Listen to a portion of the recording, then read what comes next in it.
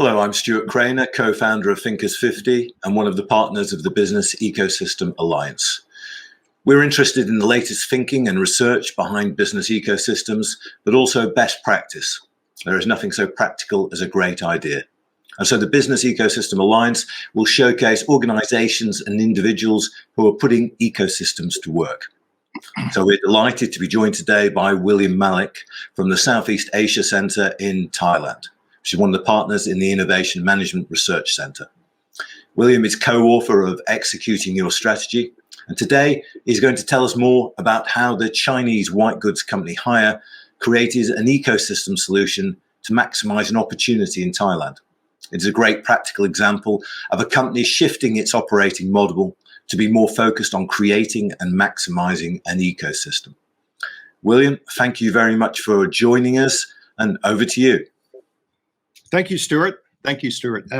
Welcome, everybody. I'm very happy to be here today. I'm going to share with you a little bit of a brilliant story about a business model here in Thailand that converged just recently. In fact, it was last May. So this is literally during the COVID crisis. And I want to bring this up in context as well as how you can continue to innovate even when things seem to be highly uncertain in the marketplace.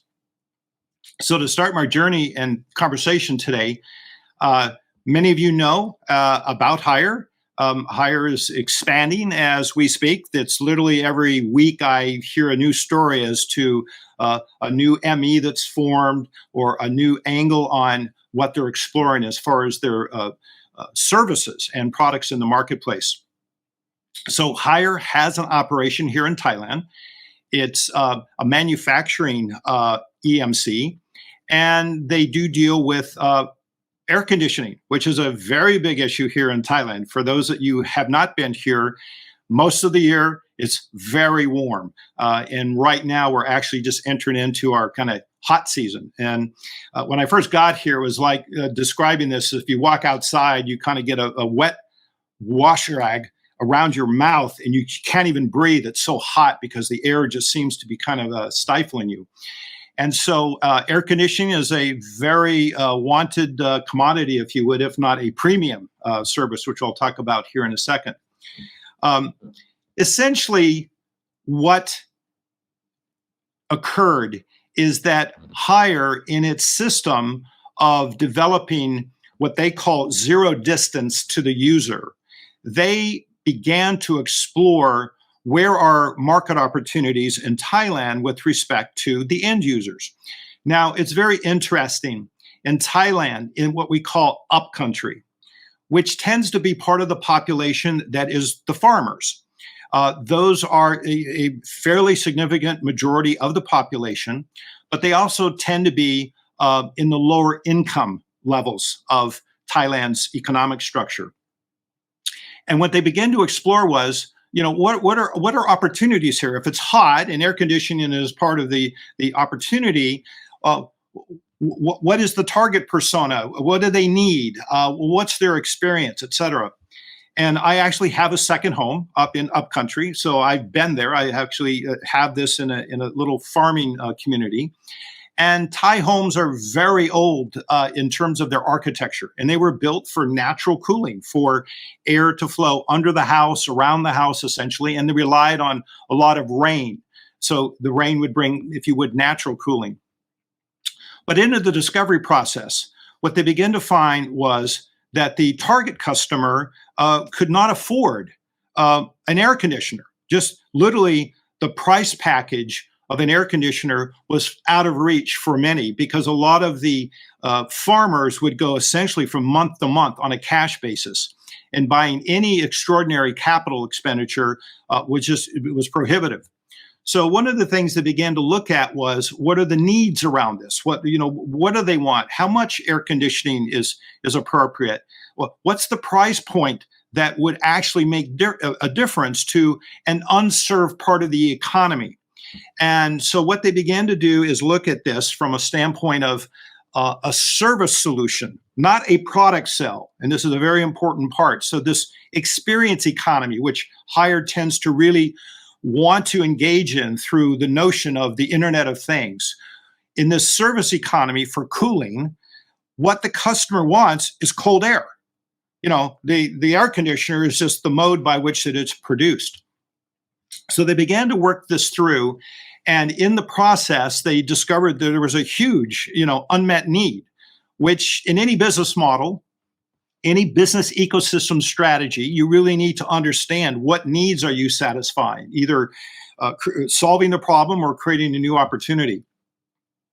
So we come up with this, the concept of how might we grow sales, making air conditioning affordable and available to people that might have been previously excluded. Now, I personally have passion about this because I believe that our economy and our macroeconomics, if we don't care for and have enough empathy for everybody, it's kind of a win-lose situation. And part of the higher philosophy is let's engage in win-win. Let's engage in a value structure where there's not a loser, but everybody can gain by the ingenuity and the creativity of services that would be able to allow every entity in the ecosystem to have some share of the win. And as you might know, for those of you who are interested in business ecosystems, the scope of what you can do and the combination of services, or if you would, knowledge, or pieces of technology, it's quite broad. And it's really powerful to understand. You can get very complicated and complex business services when you really understand how to recombine and integrate a network of pieces of products, services, knowledge, et cetera, to generate value in the marketplace. So the idea would be here in this example I'm going to share with you to answer that innovation question. How might we generate an opportunity for an unmet market need in air conditioning? So as you can imagine, one thing we had to look at, and which Haier was good at, was being an original equipment manufacturer. However, if they didn't combine other services with this, they would not be able to do this by themselves.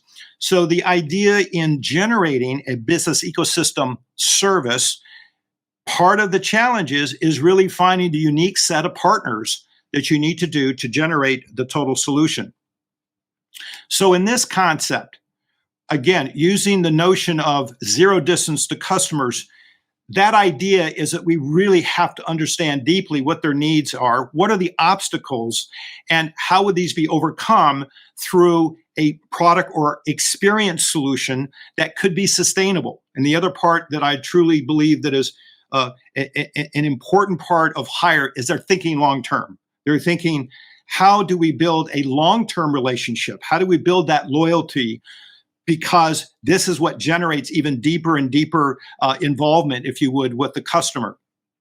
So in this particular case, Haier went to their ecosystem, which in Thailand, they went to the largest telecom provider, which happens to be AIS. And they said, hey, one of the things that we think we need is a sensor so that we can actually communicate data on the usage of the air conditioner throughout a 24-hour cycle. That was part of it. I'll come back to this in a second about how that works, et cetera. And then they said, we know that the farmer cannot even go to the air conditioning store and pick out a model. How do we provide a financing package, if you would, and this is really an interesting financing package, that would be acceptable to a farmer who has no credit, can't get a loan, and can only pay so much per month? But they needed a platform by which the farmer has access to be able to allow him to see what his usage is and obviously pay his bill. So this is where it got started to try to create that partnership to allow the solution to come alive. So what ended up happening is they convinced AIS and SCB to join hands with Haier. And what they ended up with was this program you can see here. It's the IoT air conditioning brand. And in Thailand, it's called the 4-baht air conditioning program. And the reason it's called 4-baht, so Thai baht is the money of exchange here. They figured out that the price, the investment that a farmer, or we call the upcountry persona would be, the people there, there was a certain value of what air conditioning would be that they could afford. So 4 baht an hour. So this is like, I think it's about 10 cents an hour, if you would, in terms of just understanding the quantity here. They went back and then value engineered a specific air conditioner that would allow for this economics to work both for hire, so that the farmer or the upcountry folks could use the air conditioner at a rate that they could afford, but also in the context of manufacturing and distribution, based on the payout that would occur, hire would also make some money on the manufacturing of the air conditioner over time. Now, what's very interesting with this system is that while hire provided the SKU, AIS provided the sensor that was on the air conditioner so that the farmer could actually see, literally minute by minute, what his consumption was. And if he wanted to turn it off, he could turn it off. He could say, you know what, I don't have a budget this month, and so I'll keep the air conditioner off, and next month he could have variable. So there was no minimum that they were requested. This is no minimum guarantee. You pay for what you use. And after you use this, and I think the number was about in Thai baht, this is about 20,000 Thai baht, they would actually own the air conditioner. So in a certain way, you can see that this is a little bit of a leasing program, but it was pretty much pay as you go, and you will only pay 4 baht an hour and only use it when you want, and up to the budget that you can actually afford on an ongoing basis.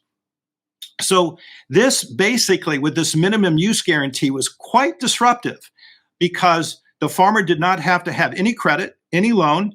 He just had to agree to pay for the 4 baht per hour that was collected by AIS and the usage on the air conditioner, and then tabulated, if you would, on the bank, SCB, the banking application. And literally he could see exactly what the numbers were and pay appropriately as the months go by. So again, in this, the IoT component piece was allowing the consumption pattern to be seen by the customer so that he could regulate exactly what he wanted according to his budget and so forth. And AIS has a very vast network here. So this was an interesting then integration onto the air conditioner of the IoT component. And as we said before, with the bank, SCB, they integrated then onto a platform. And interesting, the platform they have is an app. And you would be shocked that even in the countryside, phones have become pretty much ubiquitous, including the apps that go with the phone. So that was already a barrier that had been overcome as to how do you get that information to the farmer. And so luckily, SCB had an app, and they had a design for allowing this simple form of payment based on the usage they had. And so it has become a very fascinating value proposition. And again, it's not even a year old now, and they have thousands of users. It's growing, et cetera. And I just really appreciate this from a standpoint of using a business idea of ecosystem play, combining technology services to meet needs for people whose lives are going to become enriched because they can have air conditioning. And if you've ever been to Thailand, and if you've ever go up country, I can share with you 40 degrees C with 90% humidity. All you're looking for is cool shade somewhere, right? And the idea here is that it enriches at least the family life and the capacity for those that truly do appreciate, cool air as the byproduct, and having their family enjoy that. So I'm very proud to be talking about this case study for hire in the context of the Innovation Management Research Center, because it's practical. It meets a very specific emerging need in the marketplace with people who would never have this opportunity to access such a great technology that's been around for a long time. So that was the practical piece. And I'm going to end a little bit more with the theory piece around this, around the hire model and that, because recently I did do a presentation on why is the hire model, the IoT business ecosystem play, something that is efficient, and how do they do that? In understanding hire, there's two things that you really need to recognize. There is, how does a micro enterprise, which is a team, a small team within their system, create value for the user? The user value creation usually comes out of the ME. And their job is to really understand, again, the needs of the customer, create a package and a solution. And then there is a second part of this, which is, I need to build the ecosystem. I need to build the process by which those values, the value creation and the product is actually delivered into the marketplace. And if you think it along this lines, it's actually quite simple. There's the market-facing piece, and then there's the capacity of the internal ecosystem at Hire through its platform and networks actually allows for the capacity to build and proliferate a value proposition into the marketplace at scale. And I say at scale because this is the very important part about how Hire is able to grow the way they do. So in simple terms, just to kind of bring this to a summary, you have to have the right people on the right teams at the right time with the right tools in the right process with the right information, feeding the right learning platform with the right customers. And this is what I call the management model around this. And the beauty of this in Hire is that this is left to be kind of organic. They don't tell the MEs what to go do or how to do this, but they pretty much have a contract for what they're trying to do in terms of creating user value. So the power in this, and this is why I say it has to hacking the system on the micro enterprise level is required because every context is different. And I think that the power in the 4,000 plus MEs at Hire is that they're all highly idiosyncratic. Everything is slightly different in the different business industries that they're in and so forth. So this is the part, what I call the ME, the team structure. And then the other part of Hire that makes it work well is it has a platform. And those platforms are a network of systems, of capabilities, et cetera. So for example, and I'm just giving you one as there are many in here, a value chain in a company needs to be orchestrated to deliver what the ME has come up with. So there are many, many component pieces in order to do that, and even for a simple air conditioner. But things like, let's say, for example, I've got a team and I've got to find more team members because now we're going to generate more opportunities in the marketplace. I might go to the platform to get HR requisition because the team has got to go get and increase its team size in order to deal with the possibility of scaling the business.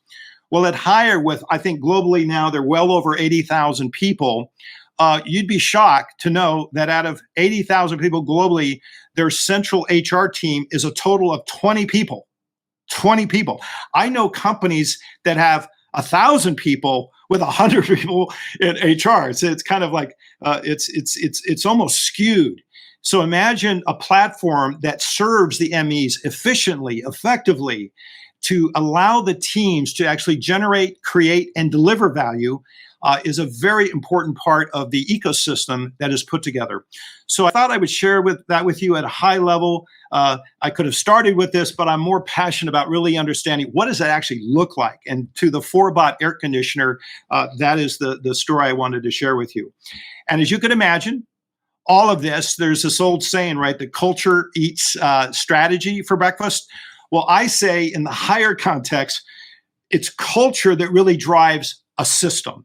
And what they've been able to do through their orientation to small teams where all the decision rights are at the team level, they've created a culture and a system that allows speed, that allows literally zero distance. In other words, interacting clearly with the customer and providing an efficiency at a level from an execution standpoint that very few companies can actually do. And I studied many companies literally for 7 years, looking at the challenges of execution and looking at variables that a failure mode analysis.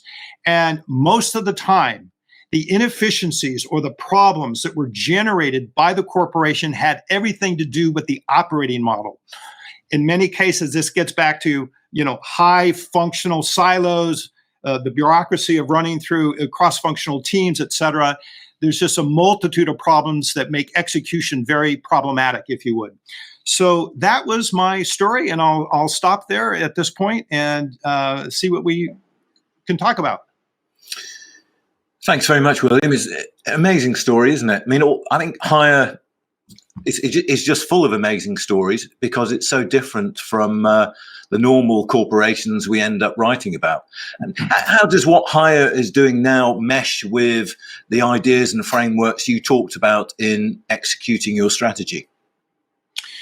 I can tell you honestly, I even wrote this in the last chapter of the book. My co-authors, Ray Levitt and Mark Morgan, we sat together and we said, this was around 2006. And this is before the 2008 financial crisis, but it was well past, if you would, the internet.com bust. And in Silicon Valley, just through the rise of the internet and so forth, it was kind of a cowboy country. It was kind of like anything goes, whatever it is, piece it together with bell and chicken wire, and, we can form a company and move. So I was studying both large companies and small companies. And what we did not recognize is that a lot of the failure modes or the variables that we actually discovered through actual assessment in real companies going to market with a strategy or a product line, et cetera, that we could not see the pattern at the time. And the pattern was that everything comes from the top down. That strategy is with a strategy group, and I'm exaggerating this for the moment to keep it short, and then it trickles down to the bottom who delivers it into the marketplace. In the Hire system, it's inverted. The strategy emerges at the edge of the organization. It doesn't, Chairman Jong does not sit up and say, I think we should go do 4-baht air conditioning in Thailand, right? And so the biggest aha that we had in our framework afterwards, and what we made in the comment in the chapter, we said, we don't see clearly yet all the factors as to why strategy is still a problem. And you can still go today to some of the great management consulting surveys that are done every year, and you'll see executives complaining, at least in the top 3 or 4 issues, that execution remains to be a significant risk to the organization. I believe now, looking at the models of business ecosystems, looking at the model of Hire, that the challenge was we could not see the pattern, and that pattern was it's all top down. It was all top down. And I'm not saying it's the cause of all the problems, but it's certainly some of the major, the dislocations within an organization to coordinate and organize efficiently and effectively to achieve these value propositions in the marketplace had a lot to do with the top-down structure. So the short answer was, I see now what we could not see in the pattern at the time. And now that I see the pattern, I can go back and go, gosh, yes, if we did it the Hire way, we would actually have an entirely different set of productivity and performance issues in at least in the companies that we studied over time. I suppose the curiosity with Hire is that Chairman Jiang Rui-min, who has been there is kind of overseen the development of the company over the last 30 years, is still there. So it's a curious kind of paradox that it's a bottom-up process, but in fact the top is very much in place, and he is known throughout the world.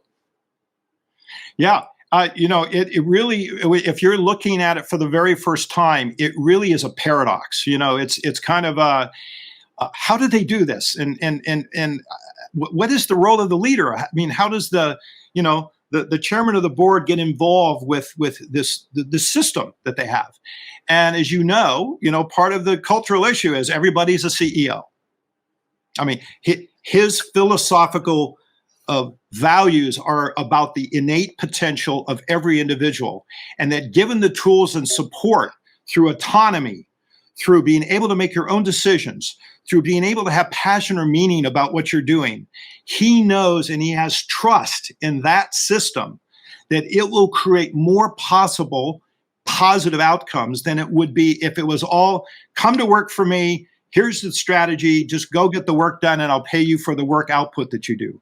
And I think this is one of the primary fundamental shifts that we see, that he's been able to prove that many companies now want to go, how do you do this? And it really, you go, what's the role of the leader? And as you know, you've seen before, as I'm sure, Stuart, that the platform leader has a very critical role. That network of the internal ecosystem has to be orchestrated, and this is no minor piece of thought work that goes into that. So you can be contracting all along the value chain, and everybody knows the performance game they play when they start. This is the most fascinating part about it. So it's really, it looks simple, but there's a depth of complexity that goes with it to make it work.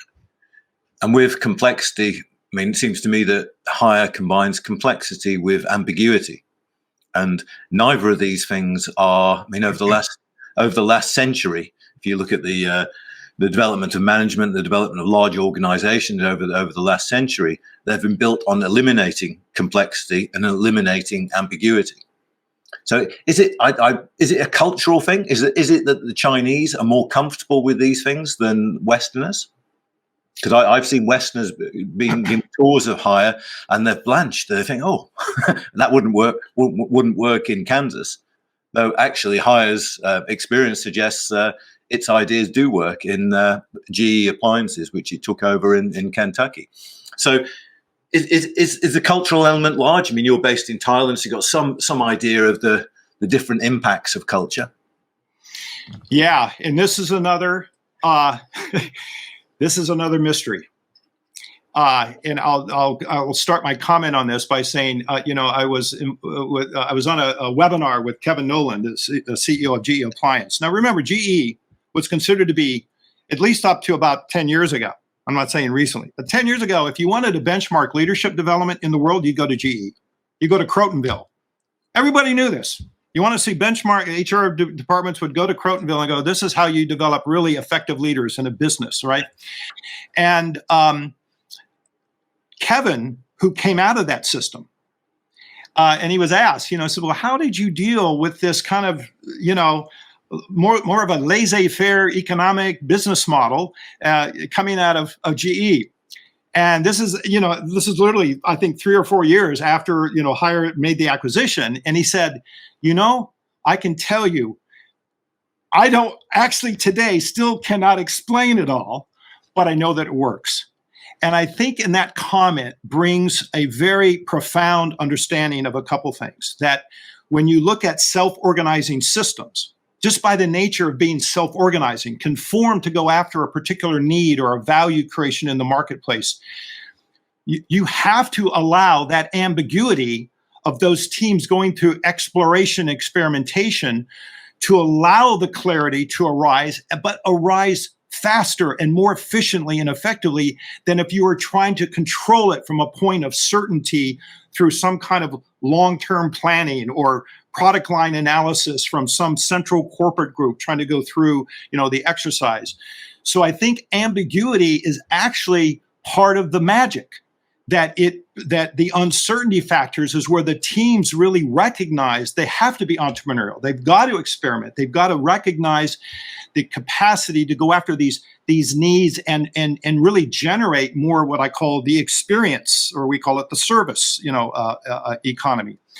So my thoughts on this have shifted as I begin to understand how they allow the culture to engage in the ambiguity, to be an asset, to provoke them, to go after finding the knowledge, to clarify the assumptions about what is the need, how is the value created in the market. Because Stuart, in his role, he's very clear. You get paid by the customer, not by me. Now, I recognize that it's not as exactly like that, but philosophically, that generates a team looking for the clarity to get rid of the ambiguity so that they recognize how they can win and how the client can win as well. So there's a lot more we could talk about that, but I really find the notion of this thing about ambiguity as being more of an asset, not a deficit in their case. Yeah. What about micro enterprises? I mean, they're the engine really behind the the reality of hire, I think. But in many ways, they're the holy grail for big corporations because they combine the benefits of a small organization with the benefits of a large organization. And it's what people have been writing about for years, like entrepreneurship, skunk works in the 1950s. Do you see it in that way? Micro enterprises fit into that kind of tradition? Yeah, so here's an interesting part about this, and you get back to the cultural issue that you rose earlier. In Thailand, right? So, and to a degree in China. Now, but China has actually evolved a little bit, but let's just take kind of Southeast Asia or Thailand in particular. Thailand is a highly collective society, very collective. It's, it's got that Confucian root that we respect our elders, that the wisdom comes, after a lot of experience and through the community. The community and the team is more important than the individual. Now, if you go to Silicon Valley, I can tell you it's not about the team. Stanford engineers would be, okay, who's going to be the first millionaire? Who's got the first startup that's going to go big? And it was all about them. It wasn't about their team. It was about the individual, whether it was, you could name your flavor, Sergey, Brin, and on and on.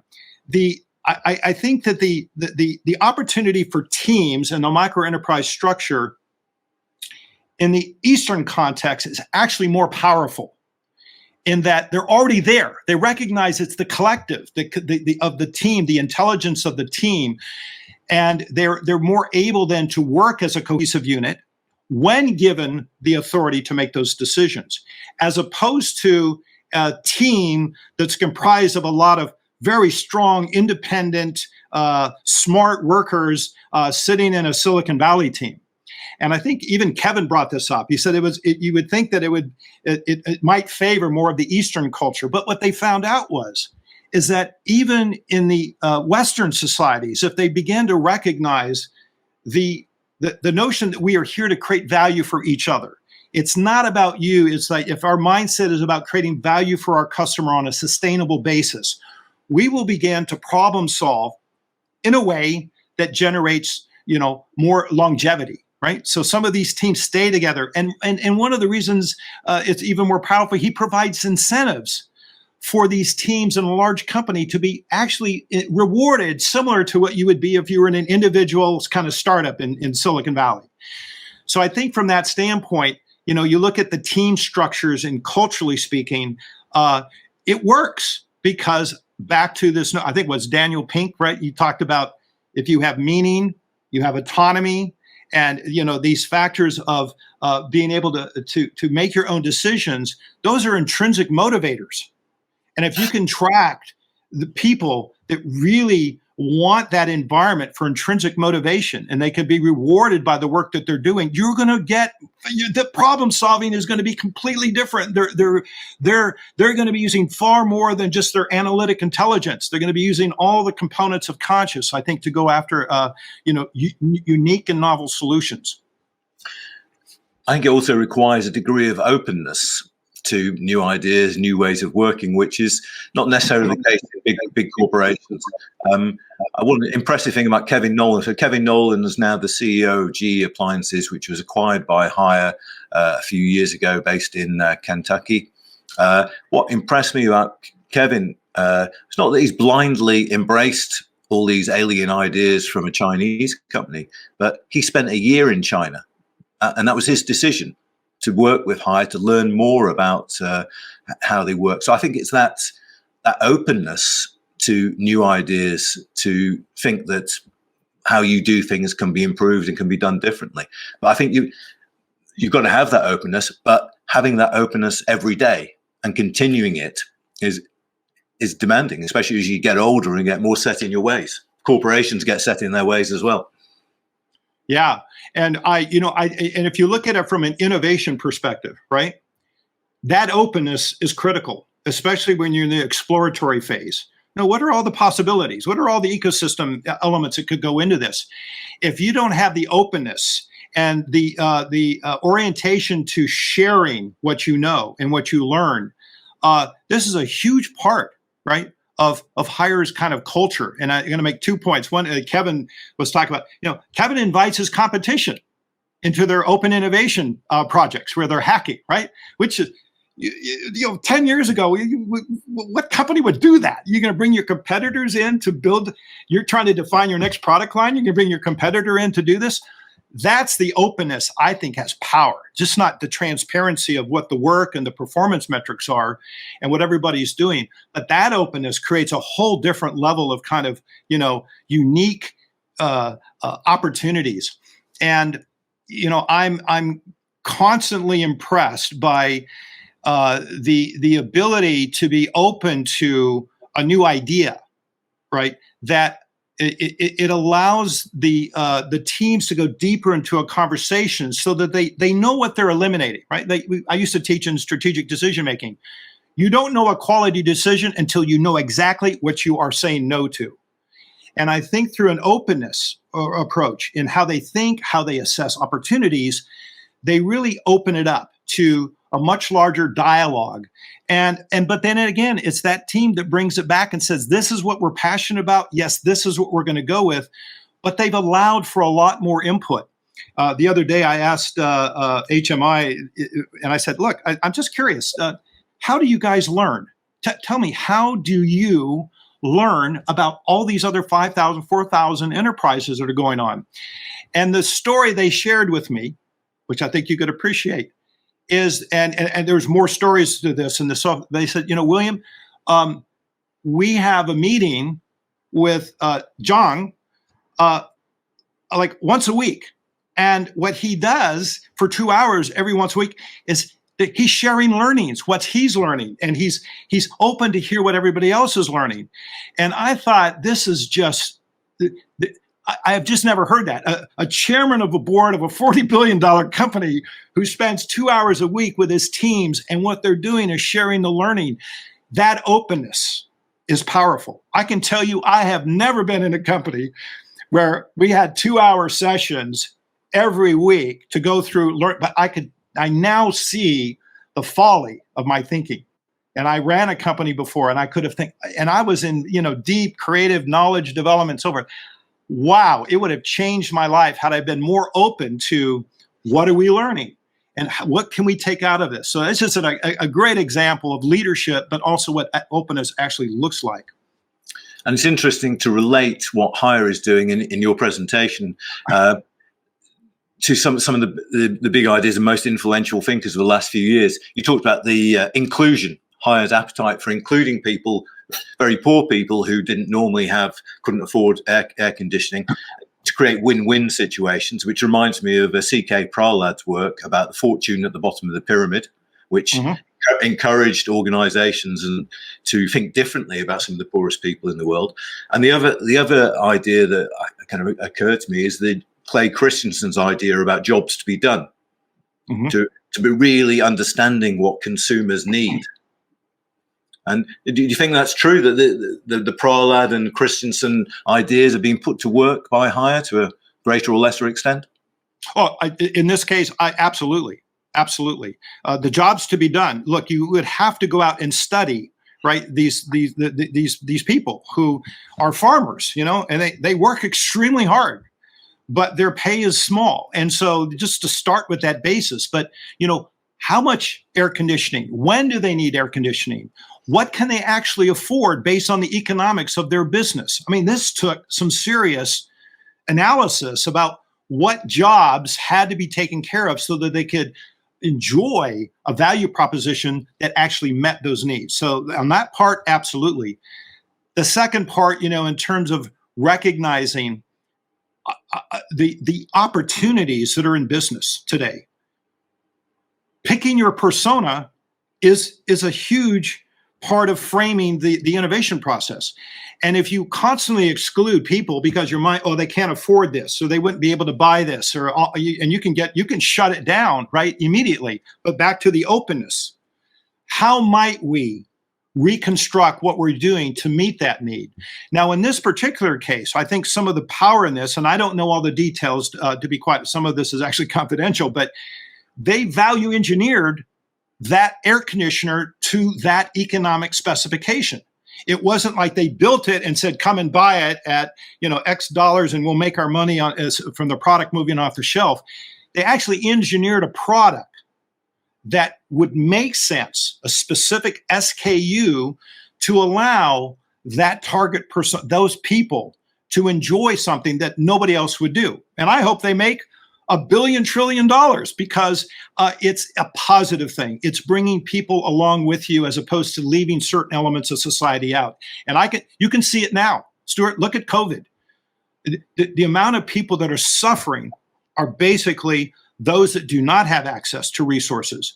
They're in have deep trouble with whether it's their children or their jobs and so forth. And I'm a believer that we have to deal with this. And as in a mindset, I'm very happy to be involved with a company that has purpose to look at opportunities for everybody and not just people that can, quote unquote, afford. Are you amazed that we're both lauding a Chinese company? You think when I started writing about management 30 years ago, I mean, the chances of me writing about a Chinese company in such positive terms are nil. None of this is rocket science. No. So what is stopping organizations picking up on some of these ideas? Say the ideas like micro enterprises, which it's not complicated to understand. Yeah. It's Stuart, the answer to that question is the beauty of probably another 10 to 20 years of soul searching for management consultants and so forth, right? Because this really gets to where is the beginning point where we can begin to be consciously aware of an entirely different approach to quote unquote leading and managing. And remember, at Hire, there's no managers anymore. There's no manager in management at Hire, right? It was fascinating. Yesterday, Gary Hamill was on one of our webinars, and he in Gary, in just pure provocative form and very clear and rational, he said, the beginning of this game starts with the leader of the organization recognizing that the innate potential of people and the mental construct between, the Taylorism and so forth, if we can just overcome that block of what is the person who comes to work for me, how do I see them, how do I value their contributions, and then establish an environment for that to flourish.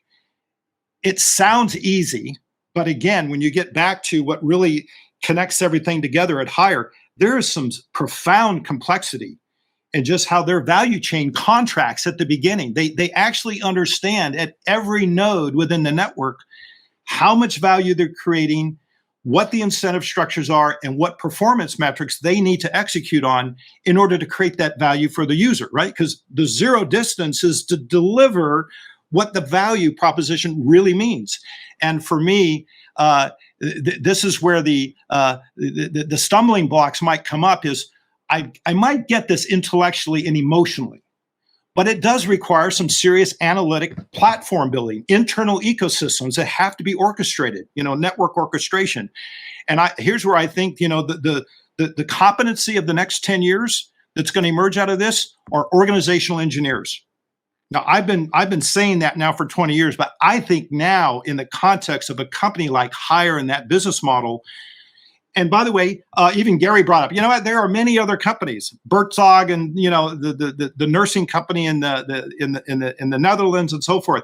There are very, very different ways to approach the same thing. And it's simple in its element, but also there is complexity, if you would, in terms of what you have to figure out to make it work. I believe organizational engineers need to be on the table. They really need to understand, here's how we create the network. Here's the data structure that we need. Here's how the information flow needs to go. Here's the contracting process.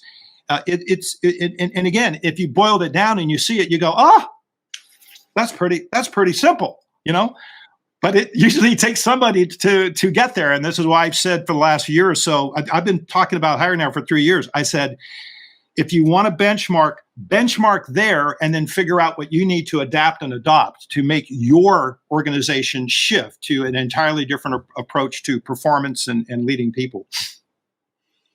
Yeah, what's interesting, there aren't many Western corporations doing the same sort of levels of experimentation and innovation within their organizations. The examples you cite, like Buurtzorg in the Netherlands, which is a great organization, doing what it's doing is really interesting, but it's comparatively very, very small. So it's disappointing, I think, that Western corporations aren't at the vanguard of experimentation in this area. Yeah, you would think, and this to me is the aha moment, right? When you really look at the number of companies that are doing this, and they all have their little derivative, essence there, but you could probably, it's less than 20 or 25, right? That are known, and a majority of them, to your point, are much smaller. But doing this at scale with an organization that's global, and by the way, producing product, manufacturing product that's got to meet quality specifications, safety issues on top of it. This is extraordinary. Well, we've moved from, what's interesting, the development is from zero defects, which was the big idea of the 1990s, to zero distance. And zero distance is all about connecting to consumers as never before. William, our time is up. We could talk all day about this, because I think it's really, what's really interesting is a big organization doing things differently, and the power of an individual example of what they've done in Thailand is hugely persuasive, because I don't think there's any arguing with it. So, William Malek, thank you very much for your time. I'm sure we'll be hearing more from you as the Business Ecosystem Alliance develops. And I would recommend you check out William's book, Executing Your Strategy. William Malek, thank you very much. Thank you, Stuart, for having me so much.